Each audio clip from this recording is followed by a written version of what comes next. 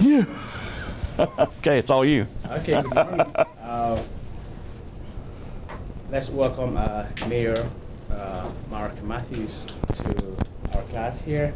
A lot of us have had the privilege of seeing him earlier when we had a tour of the city center, and we are very privileged to have him here with us. Mayor Mathews, thank you so much. Thank you.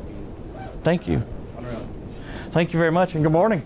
Good morning. Hope everybody had a good start to the day so far. It's a little drizzly and cloudy out there.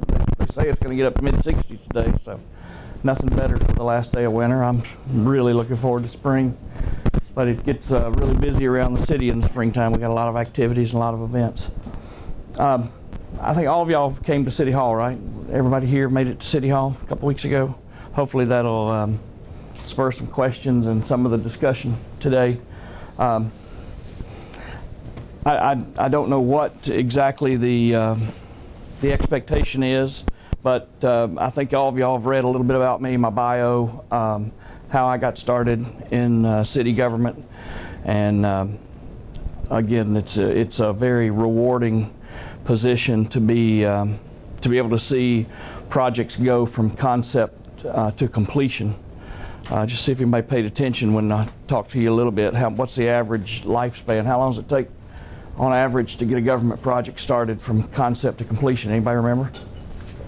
7 years. Very good, 7 years, that's what it takes. So it makes it pretty difficult when your elected body only serves 4-year terms, and they're staggered 4-year terms. So every 2 years, half of the elected body is up for election to either be re-elected or replaced. This past November, we had the majority of our city council, 3 members, and all 3 were replaced, primarily because of a very vocal minority that used social media and blogs to absolutely trash all of the candidates, as well as me. You'd think that I was up for re-election, but I wasn't. You know, we typically have a very, very low voter turnout, 7 to 10% if we're lucky, 11, 15% during a mayor's race. We'll get maybe 15 to 20 during a mayor's race. So I'm up for re-election again next year in 15. Our election cycle runs opposite the statewide and national elections, and the Georgia legislature set that up years ago for all cities. I'm not sure why. But because it's required by state law and the Constitution and our charter for us to have those on odd years, it would be very difficult for us to change our election cycle.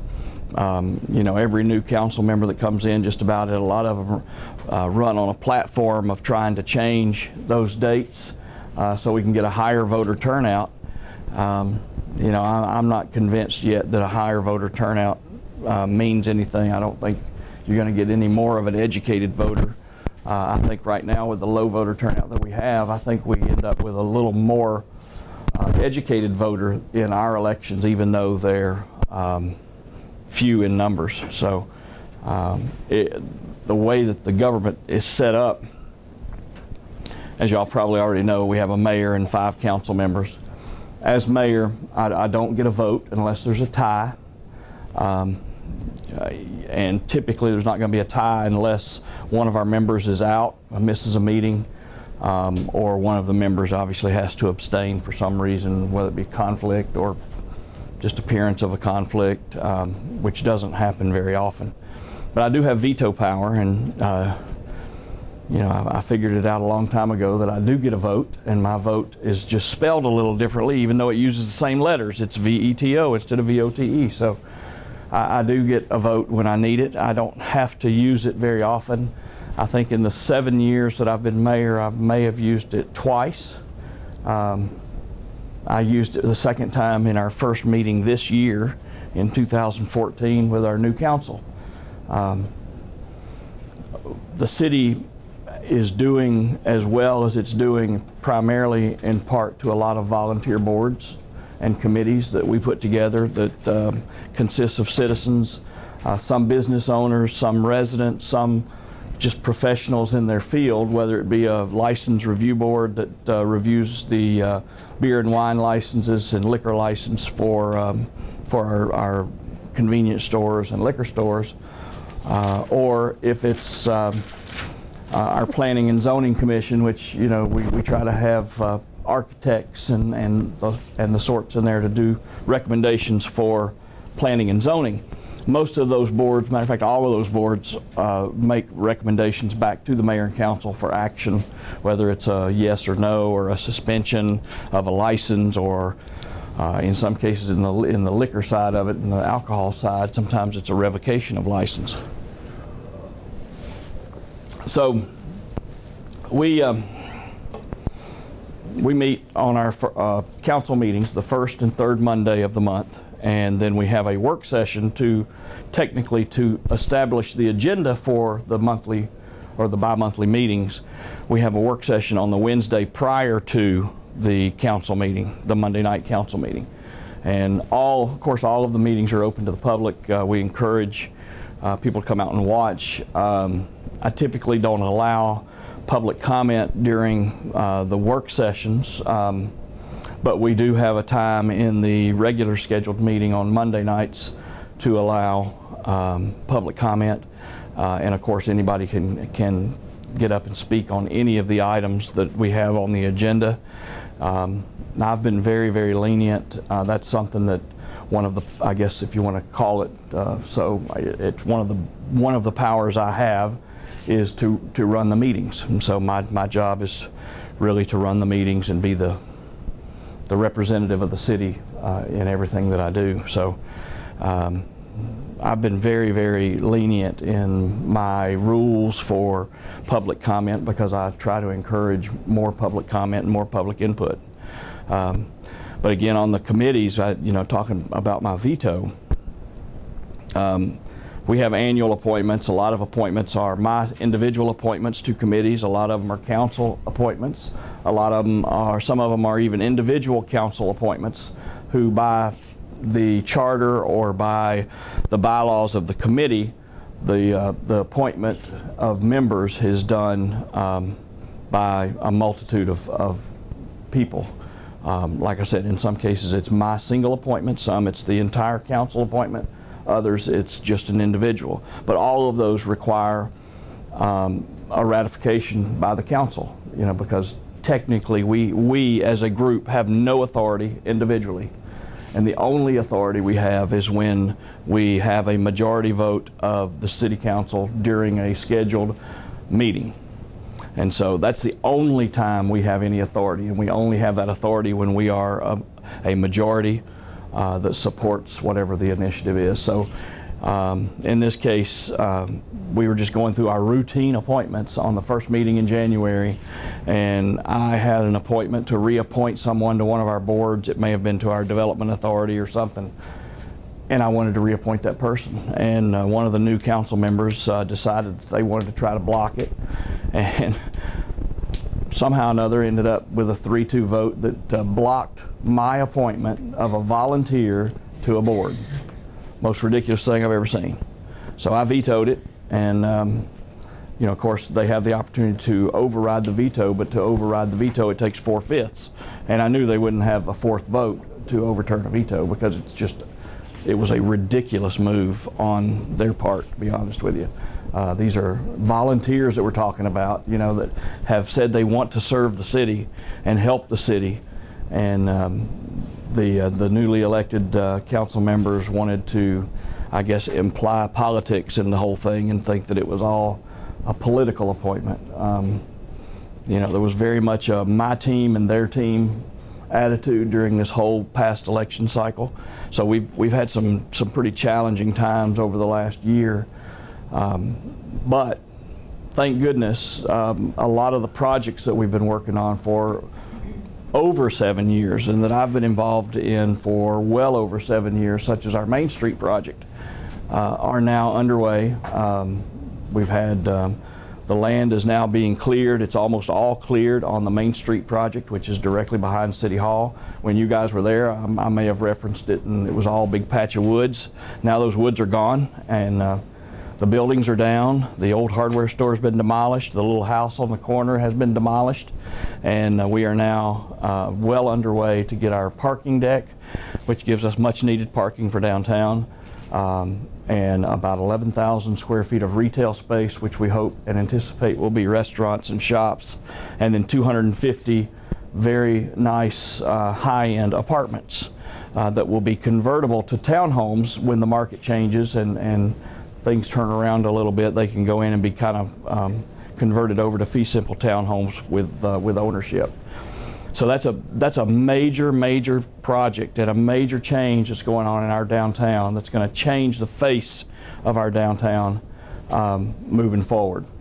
As I mentioned, I think I mentioned to you guys when you were in, Kennesaw was just a stop on the railroad for many years. You know, it had the Lacey Hotel was built back in the 1800s as a place for people to stay, and typically the railroad workers and people that were coming in and out of Camp McDonald, which was one of the largest Civil War encampments anywhere, training soldiers right in downtown.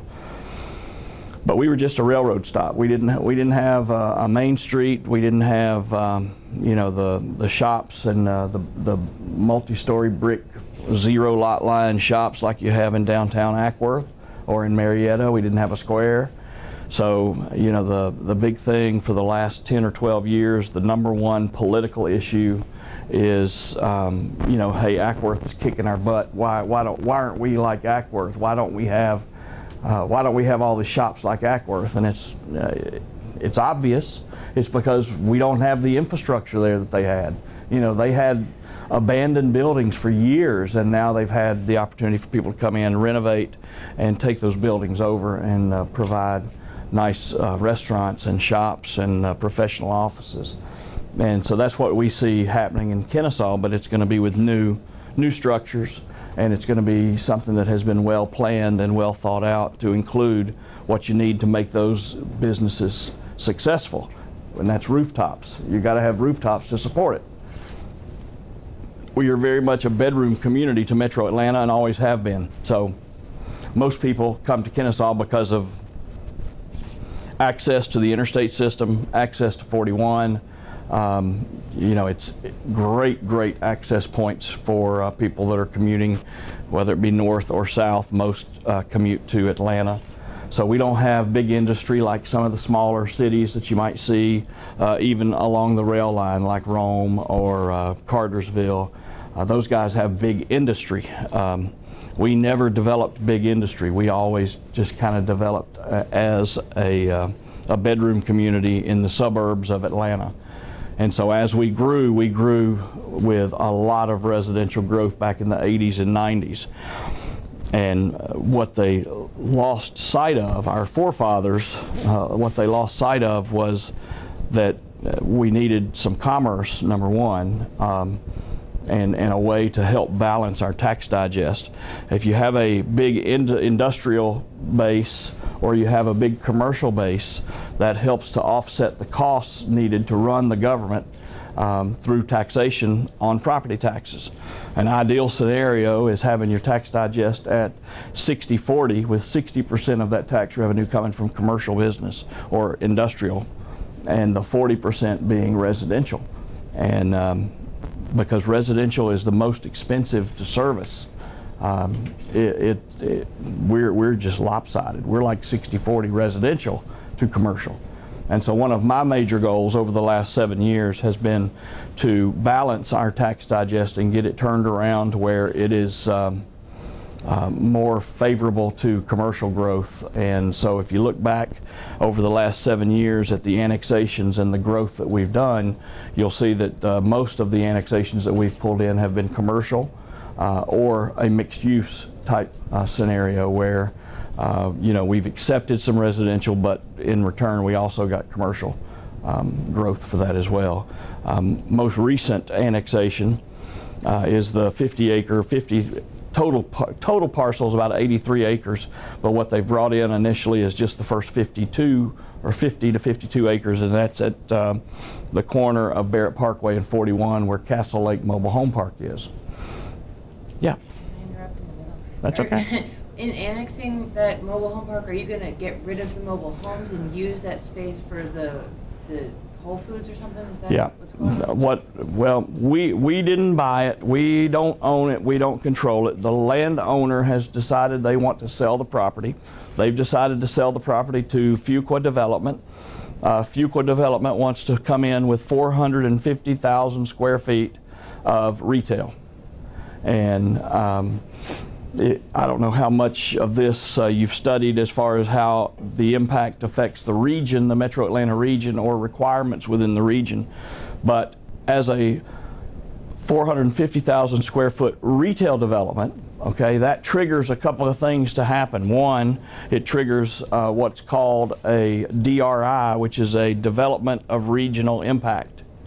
And a development of regional impact has to go through the Atlanta Regional Commission and requires a lot of traffic studies, just an enormous amount of additional money that has to be spent before you can start clearing land or getting your project underway. Even though it's just a recommendation, there's no real teeth to the fact that you got to get that stuff, but it's the steps that you have to follow if it's a retail development over 400,000 square feet. And one of the most expensive studies is a study that they have to do for Greta. And Greta, Georgia Regional Transit Authority, whatever, the little another arm that the state created a few years ago that primarily just affects downtown Atlanta. Greta has no impact in Cobb County, but yet you'd have to go spend a lot of money to do this study for Greta in order to have this development be built in Cobb County and even in our city. So what they did is they added 30 residential units, and by adding residential and now classifying it as a mixed use, the trigger for mixed use having to go through the Atlanta Regional Commission is 500,000 square feet. So now they don't have to go through the Atlanta Regional Commission. They don't have to pay the money for Greta. They don't have to do all of that stuff, the additional requirements, because now they're classified as a mixed-use development because they've added those residential units. It is going to be anchored by Whole Foods. There are an additional 30-plus acres that the family that owns that trailer park still owns, and they are working with another developer who also plans to annex into the city of Kennesaw for a more residential-based project as opposed to commercial-based project. The trade-off for us, the reason that we would consider or obviously allow that annexation, is that it also is designed to provide access to 041. So it would give us 3 access points to that overall tract of land, which is very important to traffic flow and how that whole project develops. The current owner of the trailer park is doing everything he can do to keep the tenants and keep the cash flow coming in as long as possible, which I guess you can't blame him for that. But what he's doing is borderline, in my opinion, unethical. He is having his managers tell the tenants that it's not sold, which it's not. Technically, it's not sold. They haven't closed. But he's also allowing and continuing to allow transactions to take place within the development. Some of those trailers in there are owned by an individual and they rent the lot. Some are owned by the complex and they rent the trailer and the lot. The ones that are owned by individuals, it is considered a personal property transaction as opposed to a real property transaction. So the real estate laws don't go into effect or anything like that, but there's nothing that prevents one person from selling their trailer to another person. Well, it's bad enough if the seller doesn't bother to tell the buyer that the whole place is getting ready to shut down. That's bad enough. But the trailer park has to approve the sale of that trailer. And so management in the trailer park is continuing to approve and never disclosing the fact that they may have to be gone by June of this year. And so it has created a real challenge for us as a city trying to facilitate the whole deal because you've got a seller who is not interested in cooperating or not interested in helping his tenants find new space. He's more interested in getting his weekly cash flow or whatever it is that he gets from these tenants. And a buyer who obviously can't go in and start spending money on something because of the way this guy's acting, the whole deal could still fall apart. So why would he go in before he owns the land, before he closes on the purchase? Why would he go in and start paying money and spending money to relocate these people? He's committed to relocating and doing what's fair and taking care of the residents, but the residents are kind of in limbo. And it's all because of the way that their current landlord is treating them. And so we end up getting caught in the middle of that. The way that those residents found out that that deal was going down, I announced it at my State of the City in January at the Kennesaw Business Association luncheon. And so the Marietta Daily Journal published an article the next day about my State of the City address. And that's when the residents found out that they were getting ready to get kicked out of their house.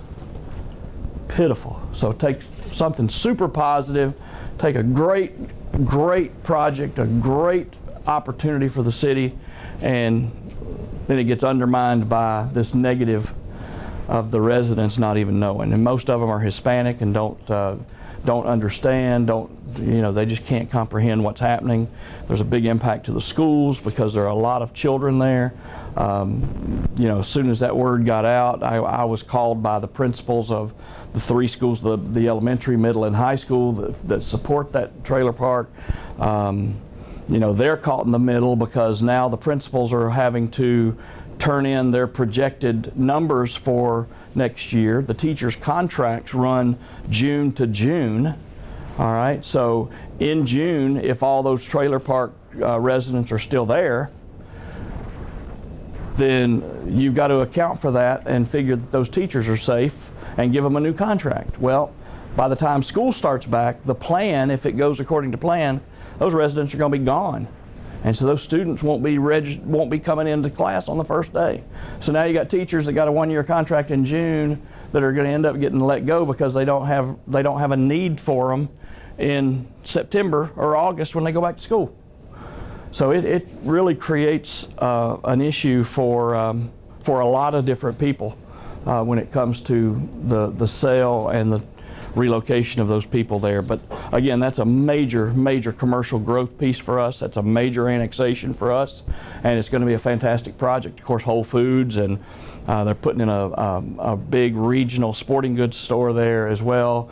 I've heard rumor that it's between two groups, either Academy or a group called Gander Mountain.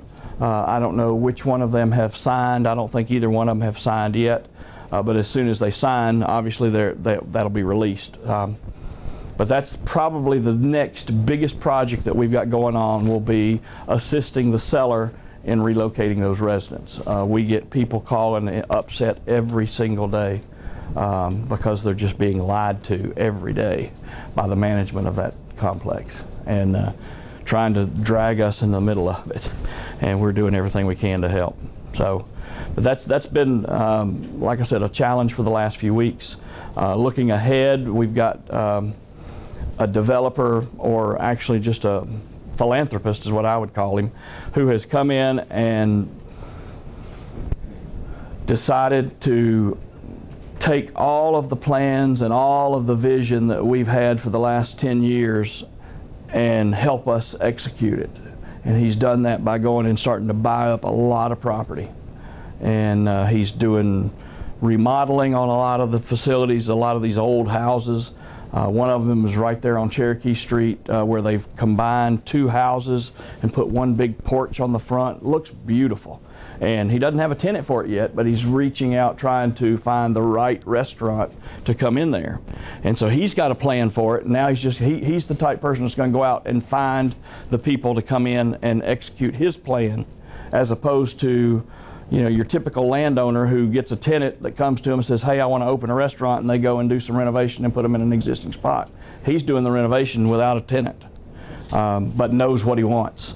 And so he's done that in other properties throughout downtown Kennesaw. One that he did specifically that is really a cool project is the Lazy Guys Distillery, the first distillery in Georgia making legal liquor in Georgia, not beer. This is moonshine. It's going to start as moonshine.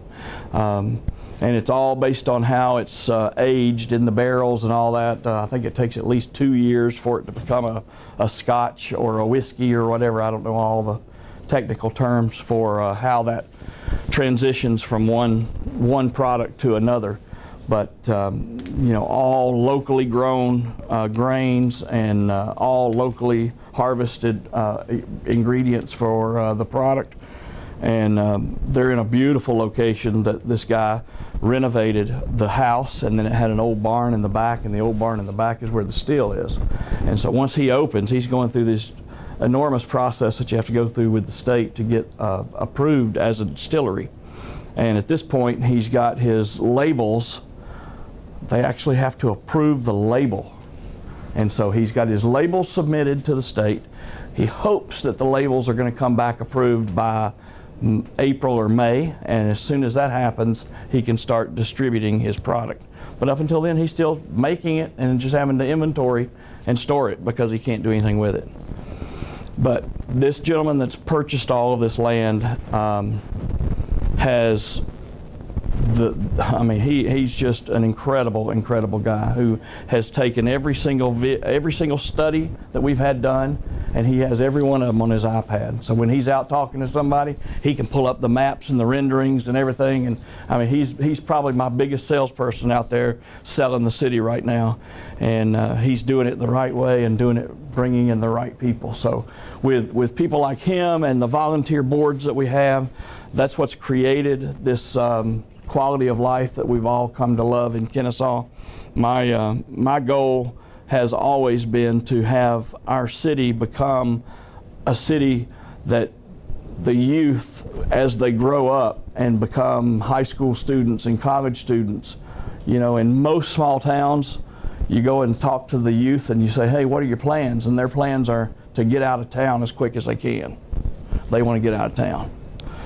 My plan is to create an environment that these youth come in and you ask them what their plans are, and their plans are, I'm going to run off to school because I got accepted at Yale, or I got accepted at, you know, Georgia, or wherever they're going, and then I'm moving back here because this is a great place to live, and this is where I want my family to be, and this is where I want to settle. And that's what my goal is.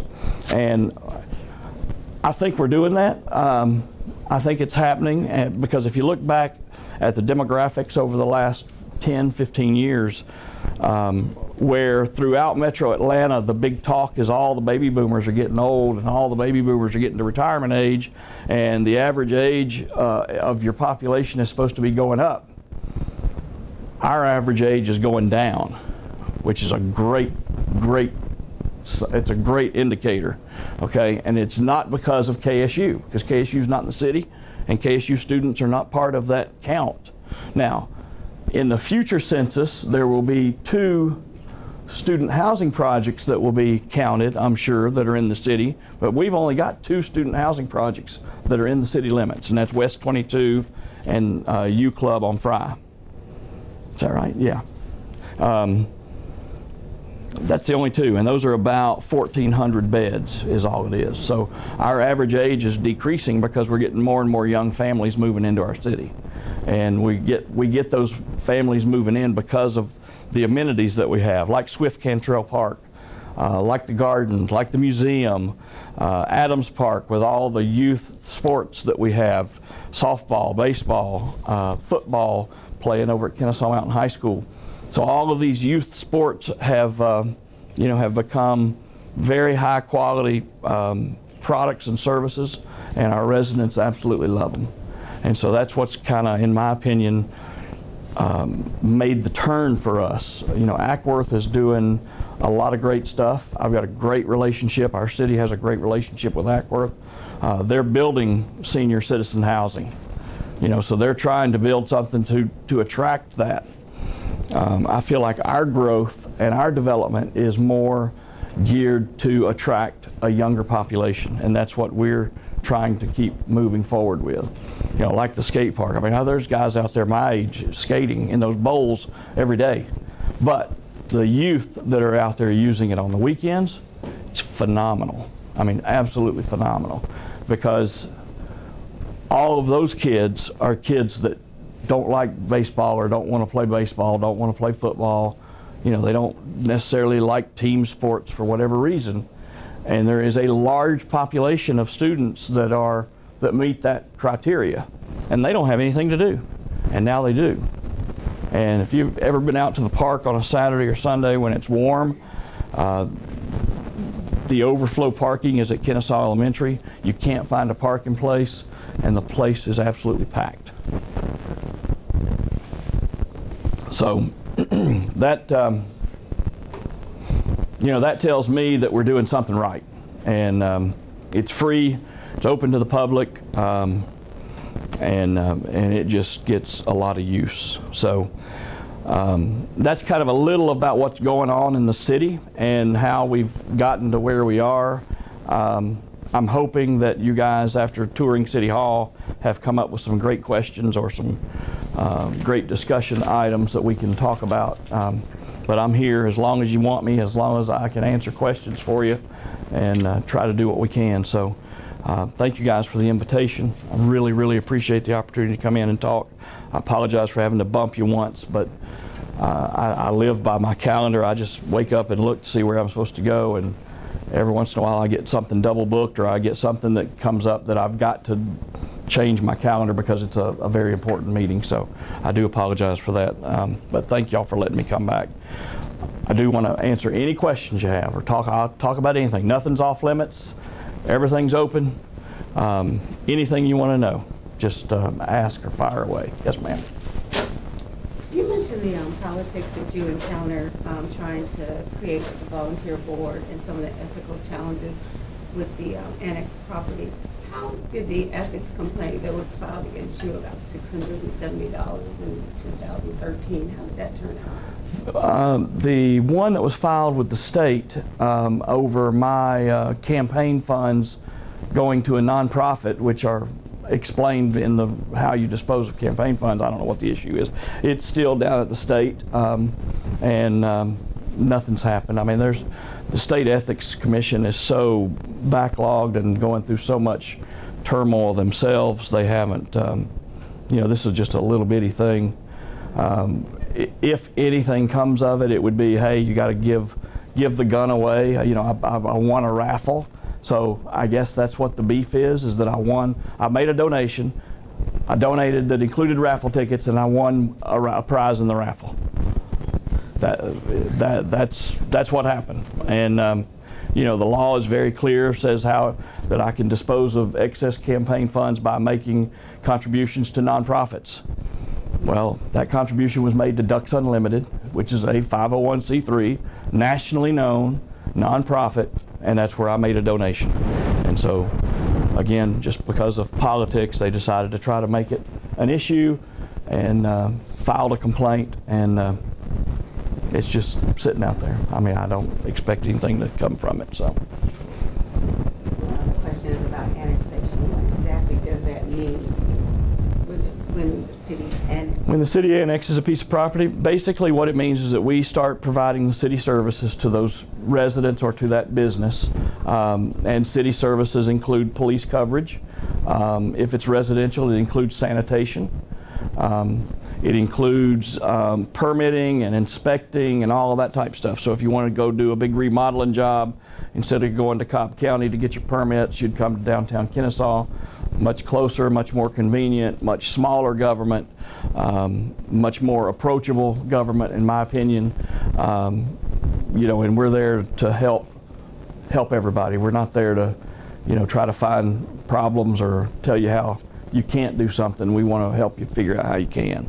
And so that's probably the biggest. You know, you still have the county, and there are still elected officials at the county who believe that when you get annexed into the city that you, for some reason, are costing the county money. And you're not. In Cobb County, there is no tax decrease. So if you're a resident of the city of Kennesaw I pay the same tax to Cobb County and to Cobb County schools as somebody who lives outside the city of Kennesaw. I actually pay more because in addition to Cobb County's tax and Cobb County schools, I pay the city of Kennesaw tax too. And that city of Kennesaw tax is what pays for the services that we provide, the police coverage and sanitation and land use and all of those quality of life type issues that we have. So I still don't understand how some of the county officials think at times. We are in a better situation now than we've ever been as far as relationships with the county. We've got a great working relationship with most everyone on the county commission, especially Chairman Lee. He does a fantastic job. All of the mayors and the chairman get together typically about once a quarter and just either have a lunch or a dinner and talk through issues, talk about whatever we need to talk about. Back 15 years ago, there was a piece of legislation that was passed by the state, and it's commonly called now House Bill 489. House Bill 489 is a piece of law that requires the counties and the cities to come up with some sort of an agreement and address duplication of services and the inequities between cities and counties with those services. Because in all reality, if you're in the city of Kennesaw and I've got city police coverage, why should I continue to pay a county tax that supports the police department in Cobb County? That's one of the issues. What is and then the administration costs for all administration? What share of that administration? I don't need Cobb County's administration anymore. So what portion of my property tax is going towards just general and administration of the county? I don't need to be paying that. I'm paying the administration of Kennesaw.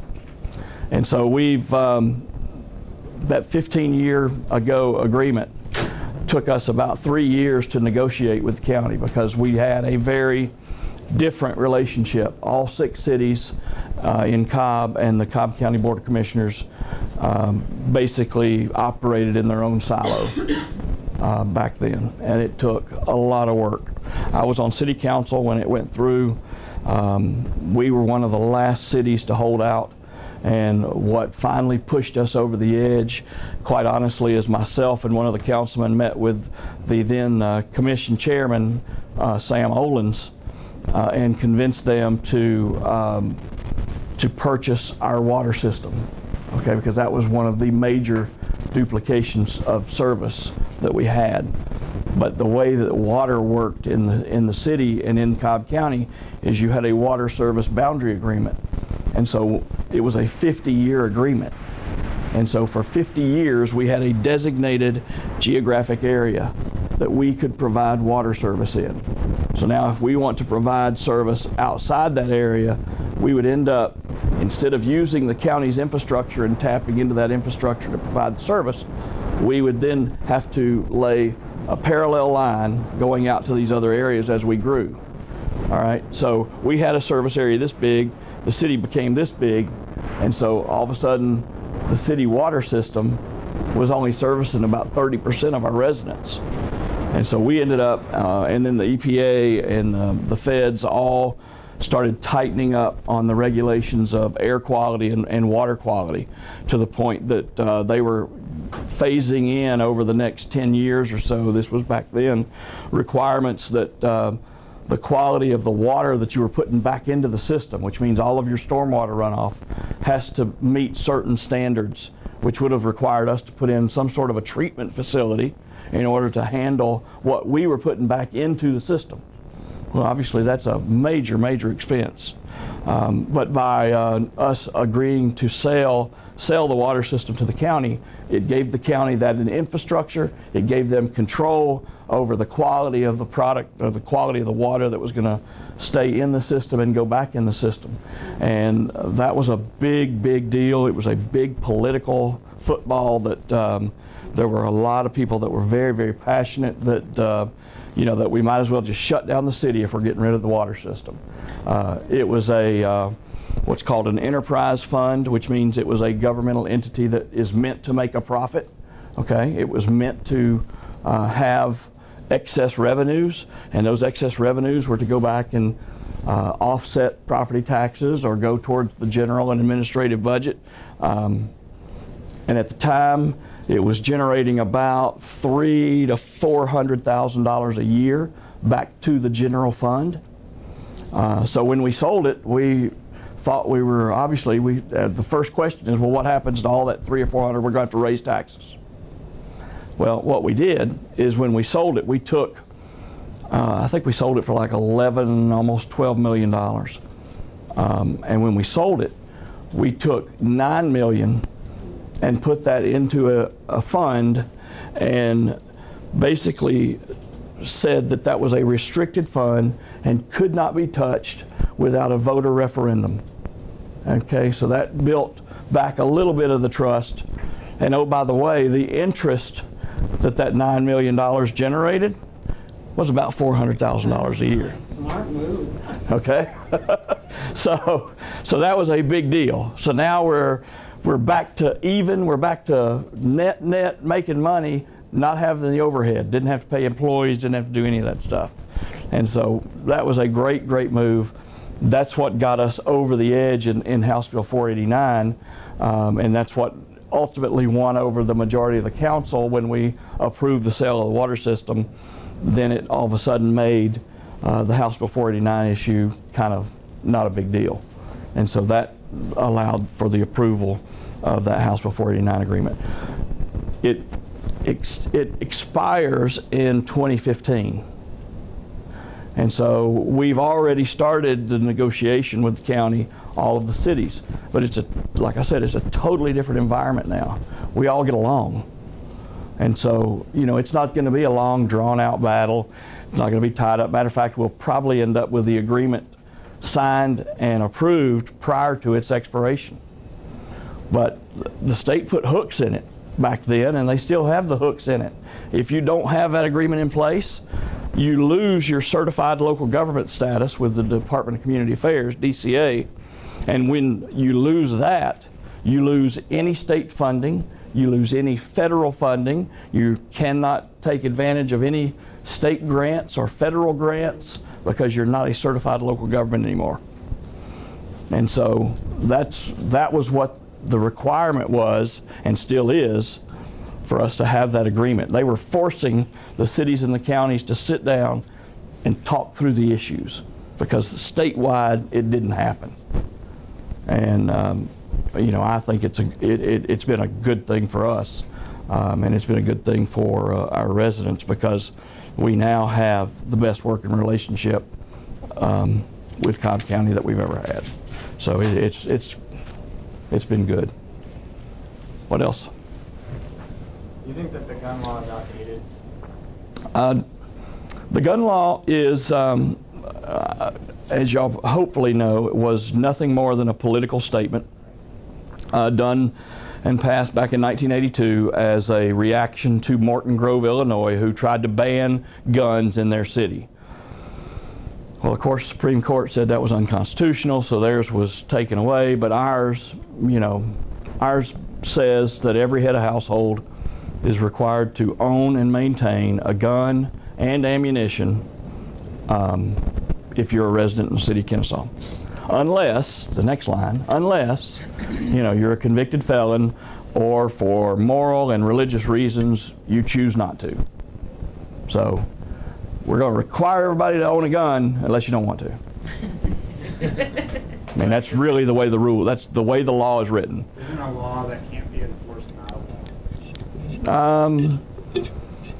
Well, it is considered an ordinance that was approved by the city. It is technically a law. It cannot be enforced.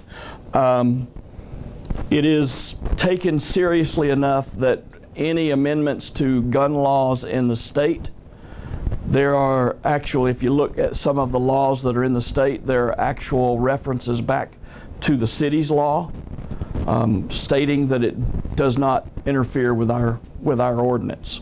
So the state recognizes it. It was challenged, I think, very early on, of course, and because of the language in it, it was, you know, there were really no constitutional issues because, you know, well, the state law says if you're a convicted felon, you can't own a gun. Well, so does ours. You know, if you're convicted, if the state says you can't, if anybody else says that you're not allowed to have a firearm, then you better not have a firearm in the city of Kennesaw, even though the law says you got to have one. So, you know, is a law that's not enforceable a law? Sounds like a good debate for a legal class or a law class somewhere. You know, I don't know. It's not enforced. It can't be enforced. The international community absolutely thinks it's amazing, and they're all fascinated by it. That's where all of the attention is right now on that gun law. It's all overseas. I've done Al Jazeera TV, I've done Swedish TV, I've done Dutch, I've done French, I've done, you name it, German, you name it, we've done them all. And they all come over with a film crew, and of course they're all expecting to see, you know, everybody walking the streets with guns all hanging on their hip and, you know, firing in the air and just, you know, the good old cowboys. And they get here and they say, oh, well, what happened? How do you enforce it? And we say, well, if you read the whole law, you'd see that we can't. And, you know, if you don't want to own one, you don't have to own one. But it did have an impact on our crime. Our crime rate has dropped. We are still very, very low per capita crime in our city. And it is, for the most part, attributed to the gun law. Of course, we don't really push it as that. It's more of a, we've got a fantastic police department, and they do a fantastic job at embracing the community and working with the community to make sure that we have a safe place to live and enjoy our life. So is that a no? You don't think it's outdated? Outdated? No, I don't. It's like I said, it's not anything that it's not anything that really, in my opinion, needs to be changed. Now, imagine if we repealed it. I would venture to guess that our crime rate would go up. What do you think? How do you link that? How do you link crime? Well, because now you're publicly saying, as opposed to saying, okay, crooks, if you come to Kennesaw, they all have to own a gun. Okay, as opposed to saying now publicly, hey, crooks, you don't have to own a gun in Kennesaw anymore. I mean, that to me sends a terrible statement. Because I mean, I'm a firm believer in my right to bear arms, and yes, you know, I have a permit, I carry a concealed weapon, you know, I have a gun, I know how to use it, my kids know how to use one, my wife knows how to use one. But if you don't like guns, great, don't get one. But we would be doing a disservice, in my opinion, if we repealed that only from the publicity that it would generate. And that would be the only thing. It's just the publicity, because we already know we can't enforce it. So I just think that publicity would be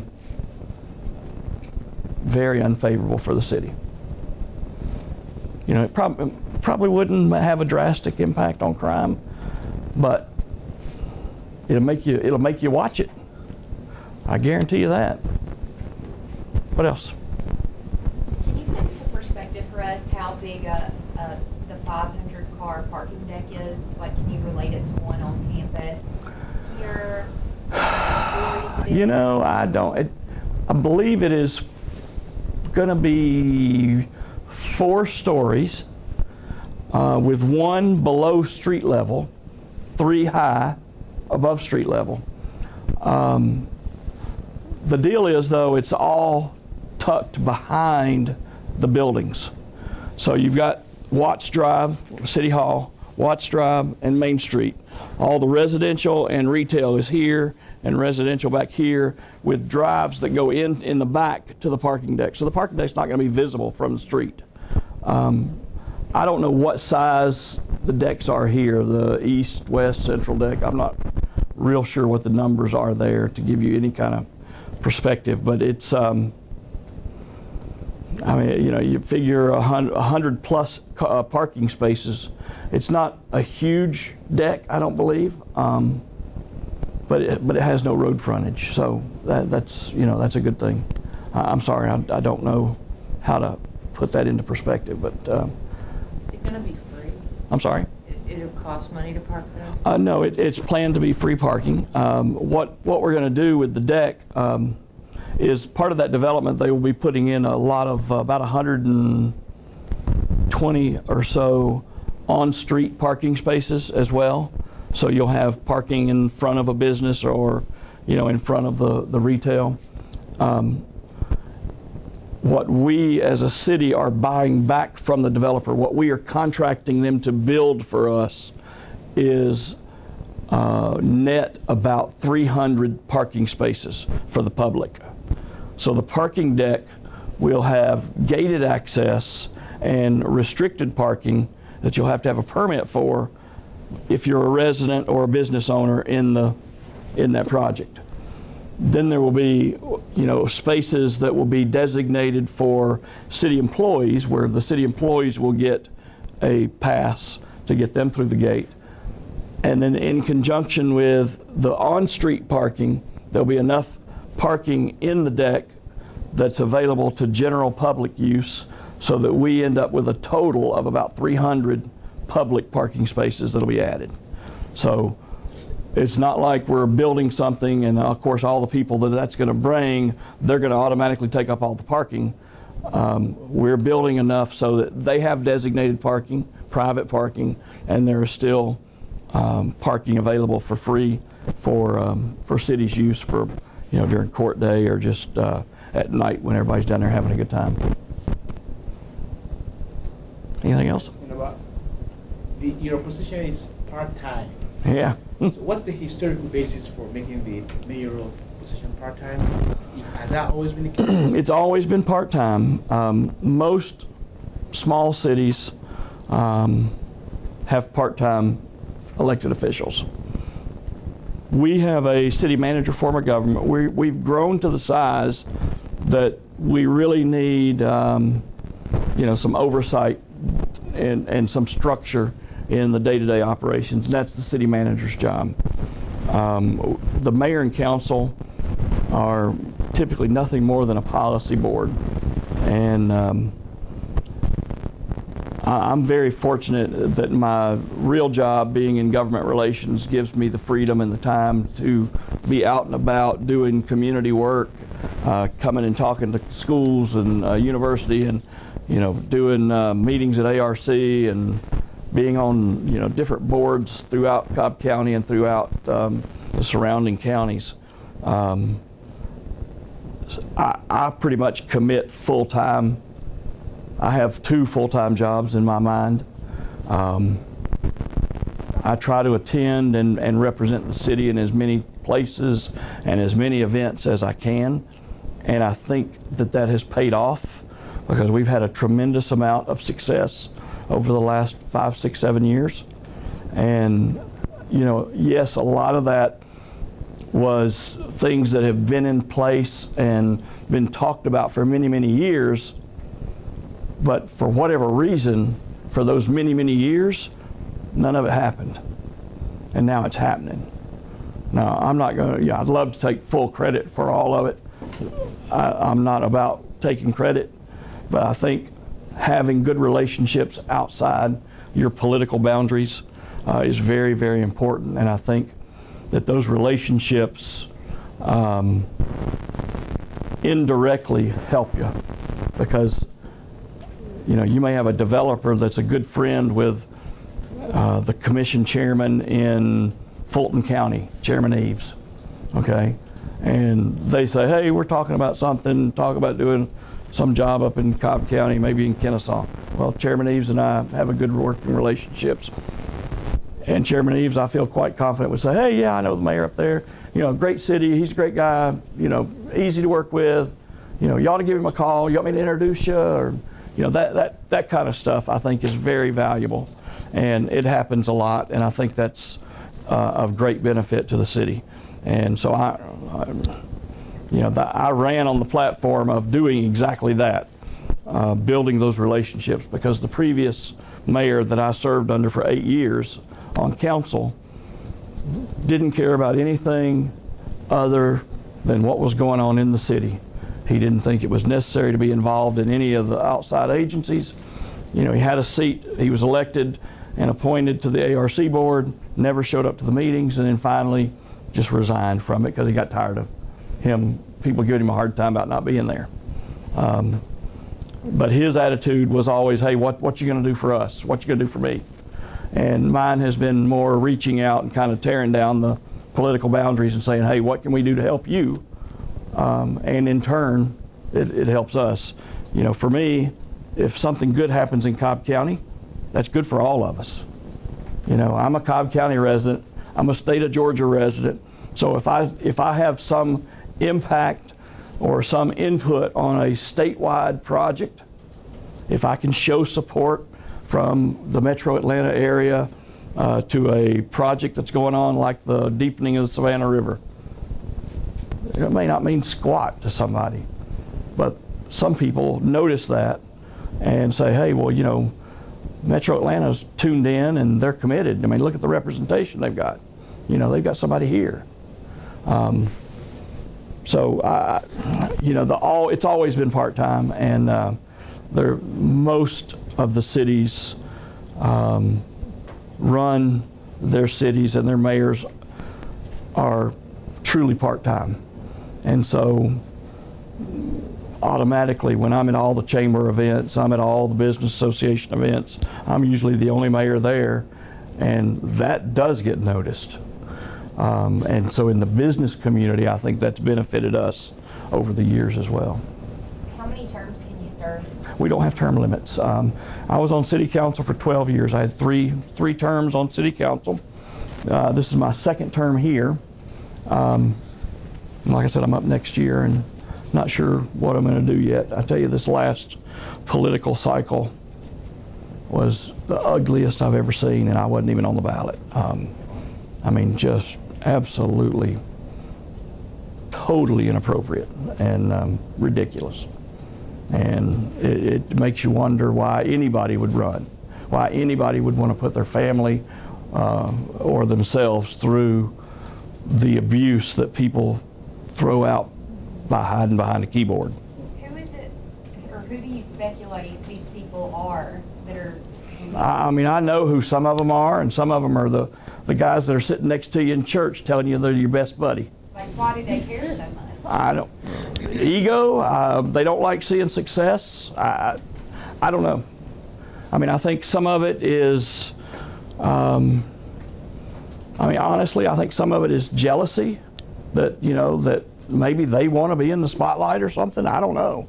I mean, it's not that I'm trying to be in the spotlight all the time. I'm just involved, and because I'm involved, it attracts a lot of critics.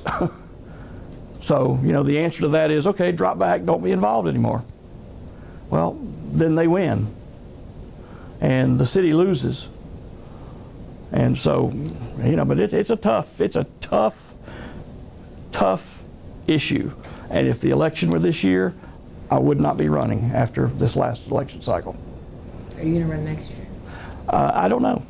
We'll see how things go. You know, a lot of big projects that I've been a part of over the last 18 years or so have finally made it. There's still a lot of stuff that needs to be done. I still think that I can be effective and help the city. But you never know. I mean, if it starts out the way this last cycle was, it's not worth it. It's just not worth it. You know, let them get in there and see the other side and see the reality. And, you know, the 3 new members on city council came in with guns blazing, and now they've been to a required training class for newly elected officials, and they've come back with their tail tucked and saying, why in the world did I get involved in this? Because they realized real quick that they had more say outside as a private citizen hiding behind their keyboard than they have living in the fishbowl that they've jumped into for the next 4 years. I've been in the fishbowl for 18 years. So, you know, I know what it's like. I know what's going to happen. I know how it happens. And it's just a cycle that you watch. You watch these newbies come in, and, you know, they come in ready to kick some butt. They don't realize that they got to have 2 or 3 other people to go with them to get something done. You know, they don't realize that they come in and don't have any power. They think that from the outside, because they're not interested in engaging and conversing with somebody to get the truth. They just want to put out what they believe, and then they get in and realize that what they believe is not the truth. And, you know, hey, remember all those comments I said, all the stuff I told you the way it was? Now you see, that's the way it is, isn't it? You know, there are some that just believe that the whole world is corrupt and all government is corrupt, and, you know, because I'm here, I'm doing something. I'm probably getting paid under the table for being here. Who knows? You know, they'll make up something, and they just make it up. If I did half the stuff that I get accused of, I'd have a pretty exciting life. I'm telling you. Roderick, you want to ask a question? She actually asked it. Oh, She got you? yeah. I have a question. I'd just like to know, like, what bit of advice do you have for anyone thinking about a career in public service? What competency would you say you definitely need? You got to have thick skin, really, really thick skin, and you got to be willing to do a lot of research, because the facts are out there and the reality is out there, and 90% of the time it's not what somebody else has said, or it's not what you've read in the paper. The paper, the media always has a twist. Okay, they're looking to sell ads, they're looking to sell papers, they're looking to make money. Okay, so if they can create some drama, then they're going to do it. And the MDJ is probably one of the worst at putting a headline in that has absolutely nothing to do with the story. But it makes you lean towards one way, thinking that something bad happened. And then you read the story and they're getting better about putting the facts or putting 2 sides to a story. But there is always more than one side to every issue. And, you know, the elected officials in Kennesaw are real people, just like each and every one of us. You know, we are nothing special. We're no different than any of the rest of us. You know, I have a family, I have a wife and 2 kids and 2 dogs, and, you know, I'm just like everybody else. But I've decided that I want to try to give back to my community and help my community grow and prosper. And so for that, you know, I know that I'm not going to please everybody. So as long as I stay focused on what I know is right and what I believe in, the silent majority supports me. But that's very tough on election day when the silent majority doesn't show up to vote. And then after the election, they're like, well, I can't believe you lost. Well, did you go vote? Oh, I was busy. Oh, but I figured you had no problem. I had a council member this last cycle that fell into that. Everybody was shocked that he lost. He was a given and got beat by 40 votes. 40 votes. And everybody's still talking about it. Man, I can't believe you got beat. Something's wrong. I mean, that's just awful. But it's just voter apathy. There's a lot of it out there. So do you have any ideas as far as educating voters and encouraging? I try everything I can think of. We do town hall meetings, we put out newsletters, we're on Facebook, we're on Twitter, we do everything in the world. We do direct mail. And as far as campaigning to educate the voters, you know, direct mail and and in Kennesaw and most local government races, it's still about knocking on doors. It's face to face. And so what I've always done to help keep as many people educated as possible during an election, what I've done is basically found champions in different parts of the city that would host a dessert, again, coffee or something like that, and invite their neighbors, because each one of these people, we're all influencers over somebody. You know, each one of us have a little bit of influence over somebody. So if I come to you and say, you know, I want you to get your friends together so they can come here and ask questions, whatever they want to ask, and hear what's going on with the city. There are people that will trust that you're not leading them astray, number one, but they're close enough to you that you influence them to be there.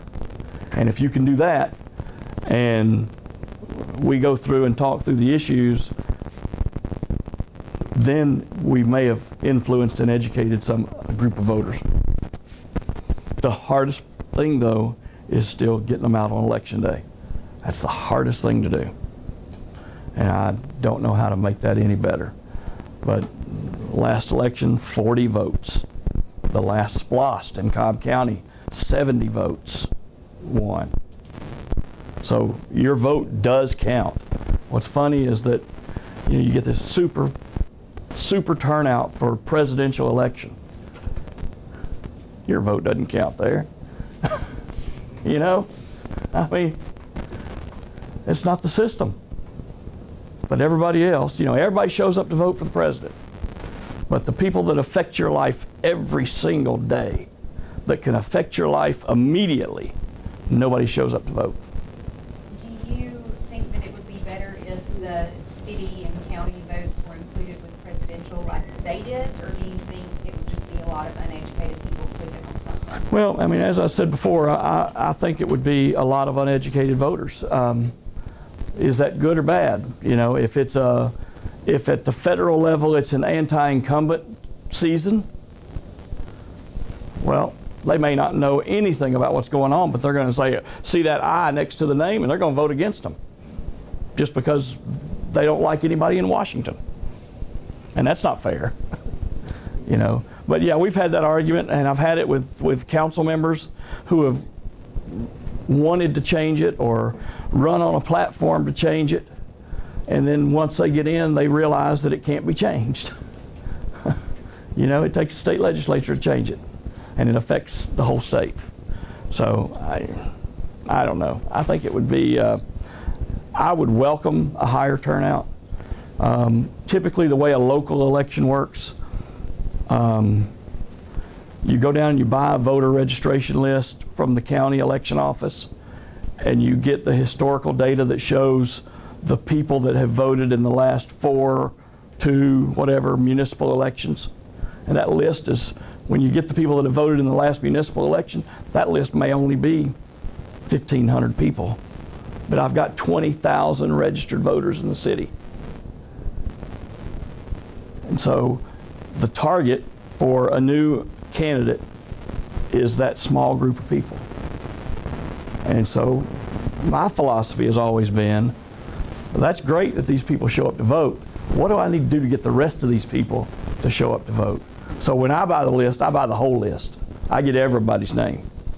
And I can see, how they voted in the presidential election as far as party-wise, even though we're nonpartisan.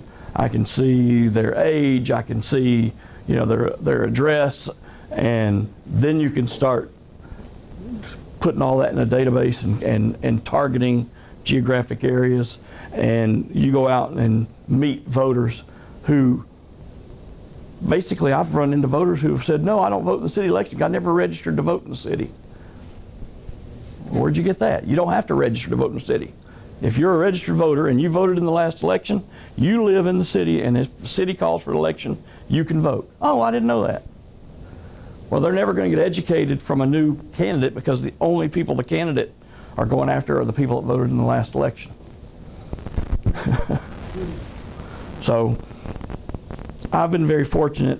The last couple of campaigns that I've done, I've been able to do a couple of big mail pieces to every registered voter, and that just doesn't happen in a local election. We got a little bit more, but it wasn't a great number. I was hoping for great numbers to show up, you know, because I'm reaching out to the people that have never been talked to about local politics. And I might have gotten an additional 2%, maybe. So, you know, does it do any good? I don't know. What does it do us any good to have uneducated voters show up at polls? It might, you know. I mean, for me, being out in the schools, out in the community, and doing all the stuff that I do, I think, and it appears that I have quite a bit of name recognition and recognition in the community. I mean, I was down at the Capitol yesterday for Georgia Rides. It was promoting safer paths for bike riders, and you know, a mother and a little kid saw me in the crowd and came up and wanted to take a picture because they lived in Kennesaw. You know, and so that's the stuff that makes it fun. You know, that's what you enjoy. I love going to the schools, the 3rd and 4th graders. They think you're rock stars, you know. They all want your autograph for some reason. But it's just, it's a lot of fun, and that's the most part.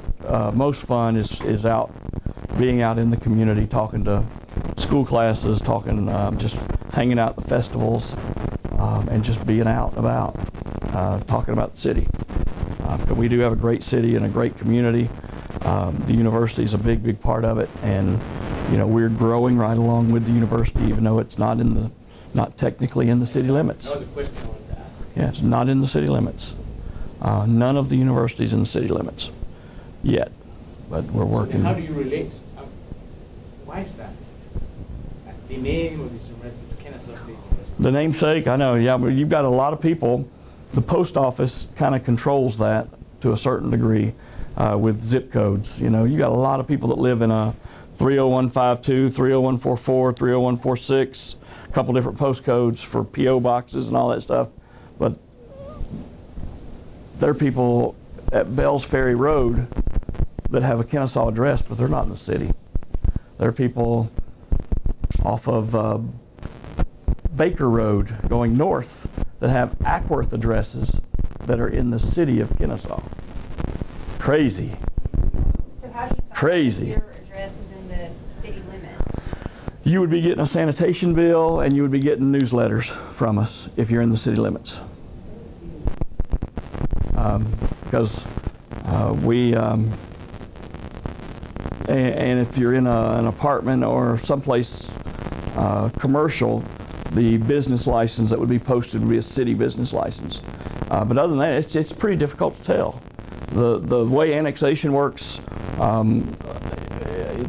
it can work through the legislature, where the legislature just, you know, waves their magic wand and says, okay, you're going 5-mile radius or whatever, and everything there is in the city. We could do that, but we don't do that. So on voting day, if somebody shows up and say they're one of the people who actually have a Kennesaw address, but they're really Ackworth by the postal code, you know what I'm saying? Yeah. Can they vote in the city of Kennesaw election? How do you guys? Well, the voter, the elections office sends out your voter ID card, and on your voter ID card it tells you if you're in the city, and it tells you what precinct to go vote at. And so if you're voting at a city precinct, you're in the city. Doesn't matter what your zip code is, doesn't matter what your address is. But yes, there are people who show up to vote, and the only voter registration information that the poll workers have are City of Kennesaw residents when it's a City of Kennesaw election. You have to live in the city limits to run? To run, yes, you have to be a resident to run for office. Yeah. Yeah. Do you think if people were educated earlier on where their actual location is compared to, you know, their postal code, as far as, you know, keeping up with the local politics? Because if you don't know what your registration is until the the election year, you're not Right. going to be keeping up the years prior. Yeah, that's a good point. And again, I try every way possible to reach out to everybody to get to our residents, to get them more engaged and to get them more involved. I mean, we'll do community picnics from time to time in some of the outlying areas. I do town hall meetings about once a quarter, and we post those signs all over the city saying there's a town hall meeting. And 40–50% of the people that show up at the town hall meetings may not be city residents, but they care about what's going on in the community. They don't see the political boundaries, and I typically don't see the political boundaries either. I had an exchange with somebody on Facebook the other day that said, well, nobody listens in the city. It's like, well, I welcome your comments. Well, I don't have a voice. I don't live in the city. I said, no, you don't have a vote, but you do have a voice. And we do care about your voice. And we take that into consideration as we do our planning. We want people to come in and be engaged and tell us what they like or don't like about Kennesaw as a community. Okay? Just because you don't vote doesn't mean that you don't have a voice. Because if you want to play that game, I've got the list of everybody that voted in the last election. So you come up and address the city council. What's your name? No, you didn't vote. Go sit down. That would be something. That would, wouldn't it? Because a lot of these people, believe it or not, will get up there and say, I voted for you and you did this and you did that. You go, look, man, they've never voted in a city election. Happens all the time. It really does. But I am open. Tell me how to reach out and get more people engaged. How do I get more people to understand how much local government can affect them individually? I can tell you my experience, and I know nothing about politics or government, but this is why. Because I grew up in New Jersey, that's where I went to high school, and just like you said before, I wanted to get out. I didn't want to stay in my little town, I wanted to see the world. So I went to college in Maryland. I didn't intend to stay around there. I didn't, I wasn't married, I didn't have kids. I wasn't thinking like that. So again, I was focused on my studies, what I was going to do with my life, not politics. Now that I'm married, now that I have 2 kids, now that I'm looking to buy a house because I'm going to sit someplace for 18 years, now is when I'm starting to ask those questions and to say, okay, now is the time to get educated. So, other than the capstone class, this would have been stuff that I would have had to try to figure out on my own. Yeah. At that time. We don't learn it in school. And it takes, and some of the things that Tommy and Mayor Alligood and I do in Ackworth, we do a lot of joint activities together to try to do outreach, and we annually host realtors, and typically we do it at North Cobb High School because that school, most of the city of Kennesaw residents go to North Cobb. North Cobb's in the city of Ackworth. Okay, Kennesaw Mountain High School is in the city of Kennesaw, but hardly any true city residents go to Kennesaw Mountain High School. Okay, it's weird. But Tommy and I will host a breakfast at North Cobb because over the years, because North Cobb is so old, North Cobb's been around long enough to establish a reputation, and they continue some of the old legends and myths of oh yeah, North Cobb, that's where all the girls dip snuff, and all the different reputations that have been around North Cobb. And quite honestly, the realtors are the ones that steer those people where they're going to go. And if they've got a bad feeling or heard a bad story about North Cobb, they're not going to bring them to see houses in the North Cobb area. So we host realtors to come in to the school. Tommy and I talk about our cities, all the great things that we do, and how well we work together and how we support the schools. And we were actually involved in hiring the principal of North Cobb because both communities were going to benefit from that school. And then we have Dr. Page, the principal there, talk about the school, talk about grades, test results and where they are, and try to educate the realtors so that they're not out there telling their clients based on gossip. They can now talk intelligently about the region, that area. They now have direct contact to the mayor of both cities, as well as direct hookup to the principal of the school, who says, by the way, anytime you guys want a tour, if you bring somebody in that wants a tour of the school, come on in. You don't need to do it on a certain day. You don't need to call ahead and make a time. You just come on in.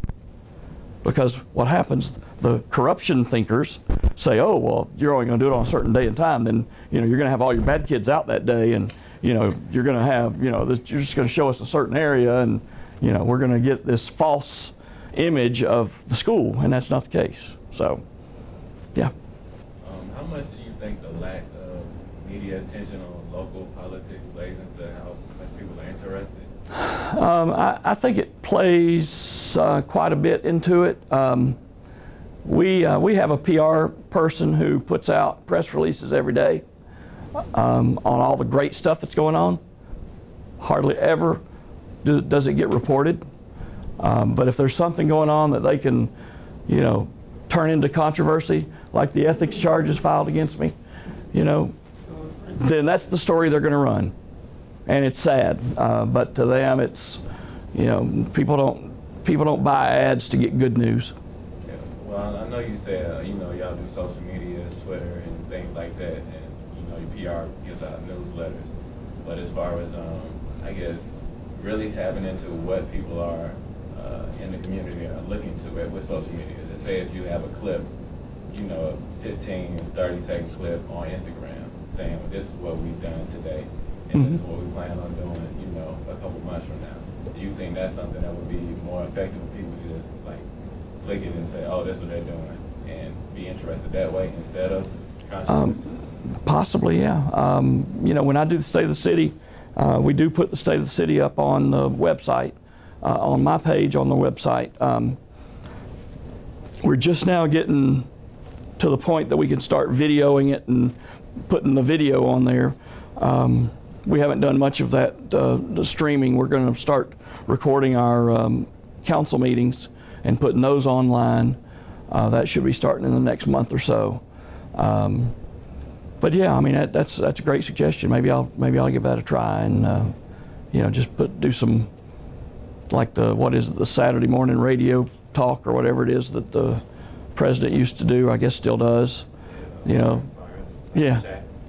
Just do a weekly little video talking about what's going on, what's happened or happening. That's a great suggestion. Thank you. Anybody else?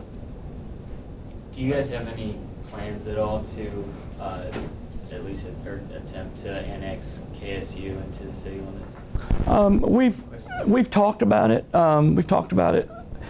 KSU is also in the CID, the Community Improvement District. And the Community Improvement District is a separate taxing entity that goes, that basically they tax themselves, everybody that's in that district, to go towards infrastructure improvements.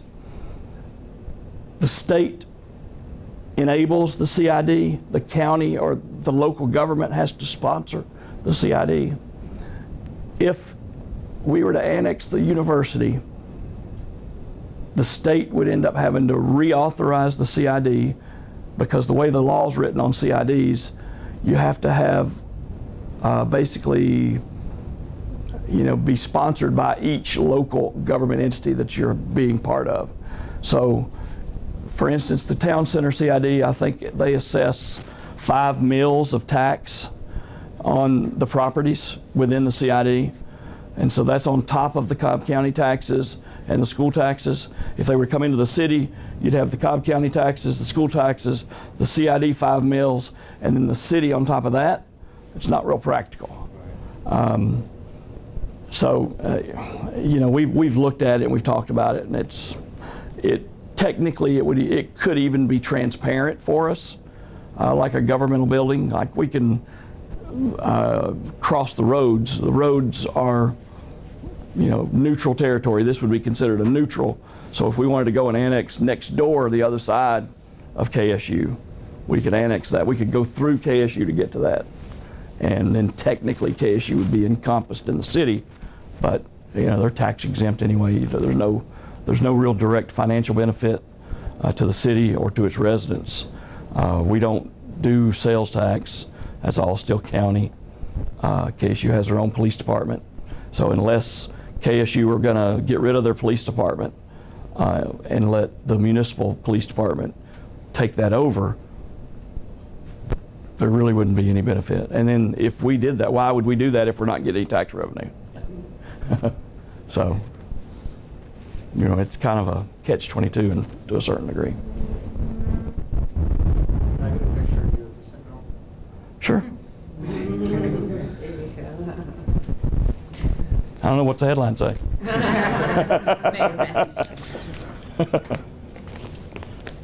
What do you want? Something like this? Yeah.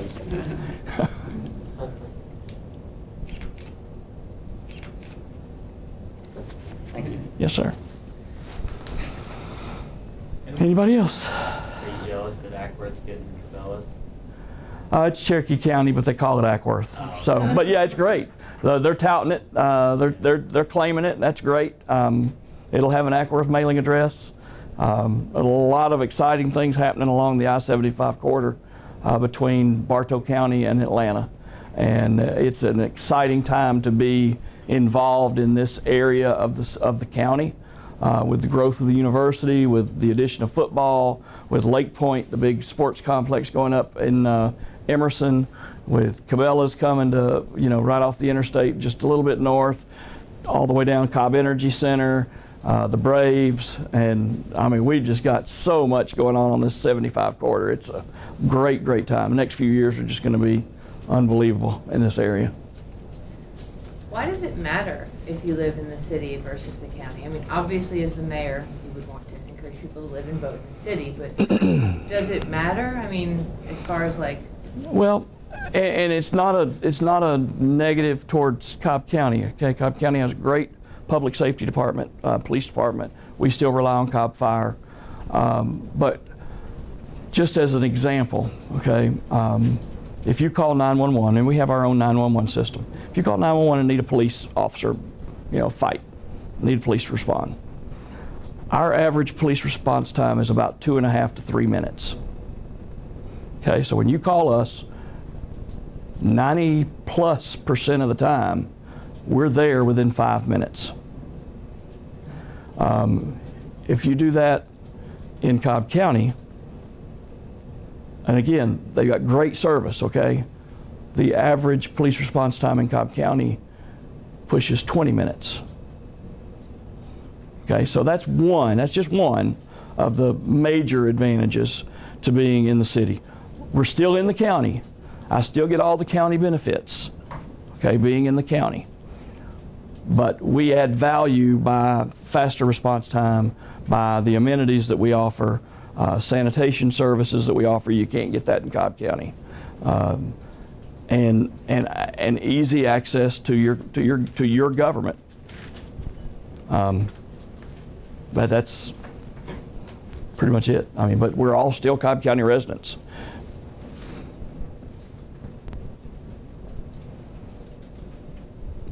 Any more questions?